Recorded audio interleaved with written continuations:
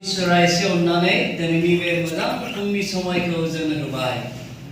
इसोरा अननायखायसो जोङो थांनानै दङ आरो दिनैनि बे दिनाव जों इसोरखौ खुलुमनो सिबिनो खाबु मोनदों।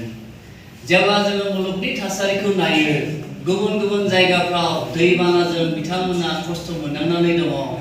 जोंबादि बेबायदि मोजां न'आव थानानै इसोरखौ खुलुमनो बिसोरो खाबु मोनाखै। गोबां हाजार मानसिफ्रा बिसोरो रिलिफ केम्पफ्राव थानांनानै दङ।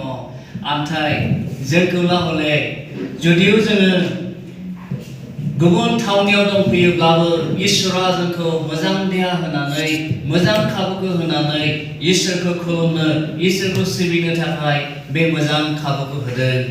This is the day that the Lord has given to us. We need to rejoice unto Him. बेनिखायनो जोङो इसोरखौ हामबाय होनो नांगौ। आङो गेदेरथारै रंजादों दिनैनि जोंनि बे बेंगालर बड' चार्चआव फैनानै नोंथांमोनजों लोगो लाफैनो मोननाया आंनि लागै बेसे रंजानाय। जेब्ला आङो 2006 आव साइक्सआव दङमोन, बे समाव आङो सानदोंमोन जोंनि बेंगालर बड' चार्चआव आङो इसोरखौ खुलुमनो माब्लाबा समब्ला हाबगोन, किन्तु आं बेबायदि खाबु लानाय जायाखै। फरायनायाव बेस्थ' जानायखाय आं बे खाबुखौ लानो हायाखै। आमथाय दिनैहाय जोंनि बेंगालर बड' चार्चनि पास्टर बिथांमोन दङ, सेक्रेटारि दैदेनगिरि नोंथांमोन दङ आरो गोबां इसोरनि मानसिफोर दङ। बयखौबो लोगो मोननानै गेदेरथारै गोजोननाय मोनदों, रंजानाय मोनदों आरो बर' बेप्टिस्ट चार्च एस'सिएशन तुक्राझारनि जानानै जोंनि अननाय, गोजोननाय आरो गाहाम हामलायनायखौ नोंथांमोन बयनिसिमबो जासिनाय जादों। गोजोन्थों। मैया मोनायाव जेब्ला जोङो माखासे न'खरफोर भिजिट खालामदों, जलेश्वर होननाय बिथांनि न'खराव जेब्ला थांदोंमोन, आङो बिथांमोनजों ग्रुप फट' लानानै जोंनि BBCनि माखासे दैदेनगिरिफोरनो आरो जोंनि BBCनि डिपार्टमेन्टेल हेड्स ग्रुप, अफिसियेल्स ग्रुपआव जेब्ला शेयार खालामदों, आङो होनदों जोङो बेंगालर बड' चार्चनि दैदेनगिरि फोथायफोरखौ नुनानै आं जोबोद मोजां मोनदों आरो बे फट'खौ बिसोर नुनानै गोजोननाय मोनदों। जोंनि आफादगिरियाबो गावनि गोजोननायखौ नोंथांमोन बयनोबो हरदों। जोंनि BBCनि आफादगिरि जानानैबो जोंनि गोजोननायखौ नोंथांमोननो होनाय जाबाय। गोजोन्थों। नोंथांमोनहा समा लिमिट जानायखाय, टाइम फ्रेम दङखाय जोङो टाइमनि अनगायै थांनो हाया। टाइम मेनेजमेन्टआ जेब्लायबो जोंनि लागै गोनां। आंबो सासे मेनेजमेन्टनि स्टुडेन्ट जानायलाय टाइमखौ जों मेनेज खालामनो सोलोंनो नांथारगौ आरो नोंथांमोना बयबो बेस्थ' जानायखाय जोङो समनि गेजेराव डेफिनेटलि जोंनि इसोरनि रावनि सोलोंनायखौ जोङो फोजोबनो नाजागोन आरो इसोरनि इच्छाया दिनै मा, दिनैनि बे सेसननि गेजेरजों इसोरा जोंनो मा फोरोंनो इच्छा दं, बेखौनो जों नेनानै थादोनि। आं मिथिगौ नोंथांमोना बयबो गुबुन गुबुन खामानिफ्राव एंगेज दङ। जानो हागौ माखासेफ्रा गिर्जा गनायनि उनाव नोंथांमोना गाव गावनि खामानियाव एंगेज जानो हागौ।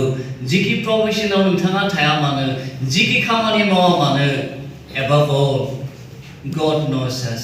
इसोरा जोंखौ मिथिगौ आरो इसोरा जोंखौ अननायखाय जों दिनै बे खाबुखौ मोनदों। आङो जेब्ला प्रार्थनाजों सोंबाय थादोंमोन नोंथांमोननि गेजेराव इसोरनि रावखौ मा बुंनो नांगौ, आङो मोनसे बिषयखौ गोसोखांनानै इसोरनि गेजेरजों आरो प्रार्थनानि गेजेरजों बे बिषयखौ दिनै आं रायज्लायनो सानदों। बे बिषयखौ जों खोनाबाय थाबाय, अब्लाबो आङो बे बिषयखौ जों बयनिबो लागै आं गोसोखांनो सानफिनदों। जाय बिषया गोजाम, नाथाय जोंनि जिबनाव बियो जेब्लायबो गोसोखांजानाय नांगौ। नोंथांमोनहा बाइबेल दङब्ला आंजों लोगोसे अननानै नायलाय। जोङो नायनि 1 Peter chapter 2 verses 9 and 10. गांसेनि पिटरनि 2:9 आरो 10 सारिखौ जों फरायनि। बेयाव बेबायदि लिरनाय दङ, नाथाय नोंसोरो सायख'जानाय फोलेर, राजानि दौरिफोर, गोथार हारि, इसोरनि मानसिफोर, खोमसिनिफ्राय जाया नोंसोरखौ गावनि सोमोगोनां स्राङाव लिंनानै लाबोबाय। बे इसोरानो गावनि सोमोनांथाव हाबाफोरखौ खोन्थाबायनो नोंसोरखौ सायख'बाय। गोदो नोंसोरो इसोरनि मानसिफोर नङामोन, नाथाय दा नोंसोरो बिनि मानसिफोर जाबाय। गोदो नोंसोरो इसोरनि दयाखौ मिथियाखैमोन, नाथाय दा नोंसोरो बिनि दयाखौ मोनबाय जोङो बयबो मिथिगौ जोङो मुलुगनि मानसिफोरा जे जोङो गाव हारसिङै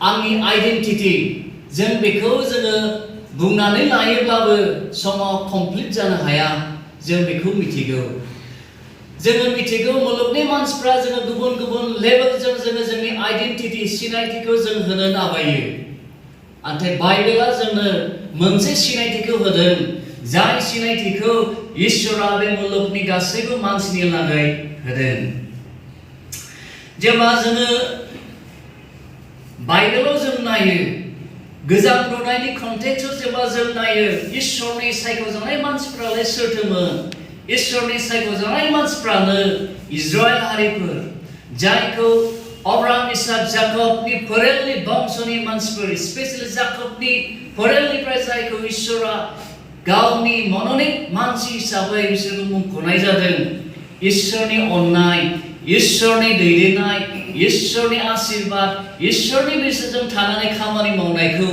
गोजाम रुनायाव जों मोनफ्रोमबो बिषयाव जों मोननो हायो इसोरा बिसोरजों थानानै दावहा नांदोंमोन इसोरा बिसोरजों थानानै खामानि मावदोंमोन इसोरा बिसोरजों लोगोसे थानानै बिसोरखौ दैदेनदोंमोन जेब्ला बिसोरो अलखदाव दंमोन इसोरा बिसोरखौ दैदेनदों जेब्ला बिसोरो आंखालाव दङमोन बिसोरनो इसोरा जाहोदों इसोरा माबोरै बिसोरखौ मारु गोरान फोथारबारियाव वेल्डारनेसआव बिसोरनो जाहोदोंमोन बे हिस्टरिफोरखौ जेब्ला जों नायो इसोरनि मावनायखौ जोङो आसरित मोनो जेरिख' नगरखौ जेब्ला आक्रमण खालामनो इसोरा होदों जेरिख' नगरखौ बोरै इसोरनि मानसिफ्रा आक्रमण खालामनानै कानान देशखौ बिसोरो आवग्रिहोदों बे गासै जाथायफोरखौ जेब्ला जों नायो इसोरनि अननाया गावनि मन'निक खालामजानाय मानसिफोरनि सायाव दङमोन नाथाय जेब्ला जोङो गोदान रुनायाव फैयो इसोरनि अननाया इसोरनि दैदेननाया जों साफ्रोमबो बिलिभार्स फोथायारिफोरनि सायाव ग्रीकआनो जा मानो ग्रीक नङैयानो जा मानो गुफुरानो जा मानो गोसोमानो जा मानो ट्राइबेलानो जा मानो नन ट्राइबेलानो जा मानो जिखिया हारि जिखिया मानसि गासैबो जायफ्रानो प्रभु जिसु ख्रीष्टखौ फोथायनानै नाजावबाय बे मानसिफोरखौनो गोदान रुनायाव इसोरनि मानसिफोर इसोरनि नखरनि मानसि होननानै जोंनो बे स्क्रिप्टि होनायखौ जोङो बाइबेलाव मोननो हायो बेहाय मानसिफ्रा गोबां निराशायाव दंमोन बोलोगैयै अबस्थायाव दंमोन एसिया माइनराव थानाय फोथायारिफोर जायफ्रा थारनानि गेजेरजों थांदोंमोन बे मानसिफोरनो जाय फर जातिफ्रा गावसोरखौनो निराशा जानानै थादोंमोन बोलोगैयै सानदोंमोन आइडेन्टिटि बिहिर जानानै थादोंमोन बे मानसिफोरनि लागै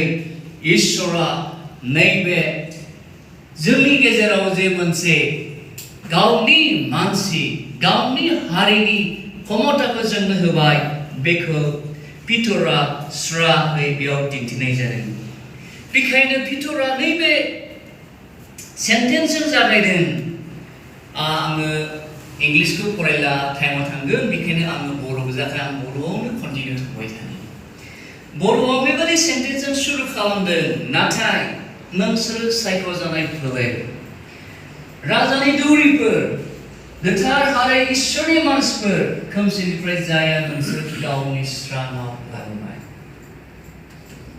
जेब्ला जोङो नैबे पार्टिकुलार नय सारिखौ जोङो नायो बेयाव जोङो नुनो मोनो जे इसोरा जोंनो मोनसे स्टेटास पजिशन बे पजिशनखौ जिसु ख्रीष्टखौ फोथायनानै नाजावनायजों होदों जायफ्रा जिहुदिफोरनि ससियेल स्ट्राक्चारखौ नायो मिथिगोन जों बयबो मिथिगोन जिहुदिफोरनि ससियेल स्ट्राक्चारफोरनि गोजौआव थायो जाबाय प्रिस्टनि गाहायाव थायो लिभाइट्सनि गाहायाव थायो जिउसनि गाहायाव थायो टेक्स कालेक्टर्स एन्ड आदार्स